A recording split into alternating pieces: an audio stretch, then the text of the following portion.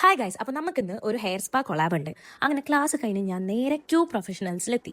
MG റോഡുള്ള ഇവരുടെ സ്റ്റോറിലായിരുന്നു എനിക്ക് collab ഉണ്ടായിരുന്നത്. അവിടെ ചെന്ന് നമ്മൾ ആദ്യം തന്നെ ഹെയർ ഒക്കെ ഒന്ന് വാഷ് ചെയ്തു. എൻ്റെ മുഖത്ത് പിരിച്ചാൻ പോണതിൻ്റെ ഒരു ലോഡ് പിമ്പിൾസ് ഉണ്ടായിരുന്നു. അങ്ങനെ നമ്മൾ ഹെയർ ഒക്കെ വാഷ് ചെയ്ത് അവിടെ ചെന്നിരുന്നപ്പോൾ എനിക്ക് ആ മിററിൽ എന്നെ കാണാൻ ഭയങ്കര ഇഷ്ടപ്പെട്ടു. എന്താണെന്നറിയില്ല, ഒരു പ്രത്യേക ഭംഗി എനിക്ക് തന്നെ. എന്നെ തന്നെ പോറ്റാൻ വേറെ ആരും എനിക്ക് ആവശ്യമില്ല. ഈ ചേച്ചിയാണ് എനിക്ക് മസാജൊക്കെ ചെയ്ത് തന്നത്, ഹെയർ സ്പാ ചെയ്ത് തന്നത്. ഭയങ്കര അടിപൊളി മസാജായിരുന്നു, പറയാതിരിക്കാൻ വയ്യ. ഞാൻ ഉറങ്ങിപ്പോയി. അത് കഴിഞ്ഞ് ചേച്ചി എനിക്കൊരു 10 മിനിറ്റ് ഉറങ്ങാൻ ടൈമും കൂടെ തന്നു. അങ്ങനെ ഇരുന്ന് ഉറങ്ങി എഴുന്നേറ്റപ്പോഴത്തേക്കും ഹെയർ ഒക്കെ വാഷ് ചെയ്ത് പിന്നെ ഡ്രൈ ചെയ്യാൻ തുടങ്ങി. ഡ്രൈ ചെയ്യാനായിട്ട് ചേച്ചി വേറൊരാളെയും കൂടെ കൂട്ടി. നമുക്ക് അത്യാവശ്യം ലെങ്ത് ഉണ്ടല്ലോ ഹെയറിന്. അതിൻ്റെ ഇടയിൽ കൂടെ ഞാൻ എൻ്റെ നെയിൽസ് ഇങ്ങനെ ഫ്ലെക്സ് ചെയ്യുന്നതാണ് ഗൈസ്.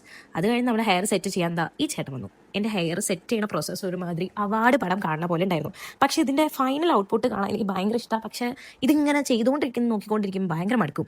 പക്ഷെ അവസാനമായപ്പോൾ കണ്ടില്ലേ, നല്ല ഭംഗിയില്ലേ ഗൈസ്. എനിക്ക് ഭയങ്കര ഇഷ്ടപ്പെട്ടു. എൻ്റെ ഫുൾ ഹെയർ സ്ട്രെയിറ്റ് ചെയ്യുന്നതും അതുപോലെ തന്നെ കേൾ ചെയ്യുന്നതും എനിക്ക് ഭയങ്കര ഇഷ്ടമാണ്. പക്ഷേ ഇത് എപ്പോഴും ചെയ്യാൻ ബുദ്ധിമുട്ടായതുകൊണ്ട് നമ്മൾ എപ്പോഴും ചെയ്യാറില്ല. പക്ഷേ സ്ട്രെയിറ്റ് ചെയ്ത് കിടക്കുന്ന എൻ്റെ മുടി കാണാൻ വല്ലാത്തൊരു ഭംഗിയാണ്. ഞാൻ തന്നെ പറയാറുണ്ട് എപ്പോഴും. കണ്ടില്ലേ, സ്ട്രെയിറ്റ് ചെയ്തിട്ട് കഴിഞ്ഞപ്പോൾ എനിക്ക് എന്തോ ഒരു ലെങ്ത് ഉണ്ടെന്ന് ഞാൻ മനസ്സിലാക്കുന്നത്. അങ്ങനെ അത് കഴിഞ്ഞ് നമ്മൾ മെട്രോ സ്റ്റേഷനിൽ എത്തിയപ്പോൾ ഫിറ്റ് എടുക്കണമല്ലോ. ഞാൻ സ്ഥിരമായിട്ട് ഫിറ്റ് എടുക്കുന്നതാണ് ഈ പുളിഞ്ചോട് മെട്രോ സ്റ്റേഷനിൽ വെച്ചിട്ട്. അപ്പോൾ അവിടെ ഉള്ളതേ ഈ ചേച്ചി ആയിട്ട് നമ്മൾ കമ്പനിയായി. അങ്ങനെ ചേച്ചിയായിട്ട് കുറച്ചധികം നേരം അവിടെ നിന്ന് വർത്താനൊക്കെ പറഞ്ഞ് വീഡിയോ ഒക്കെ എടുത്ത്.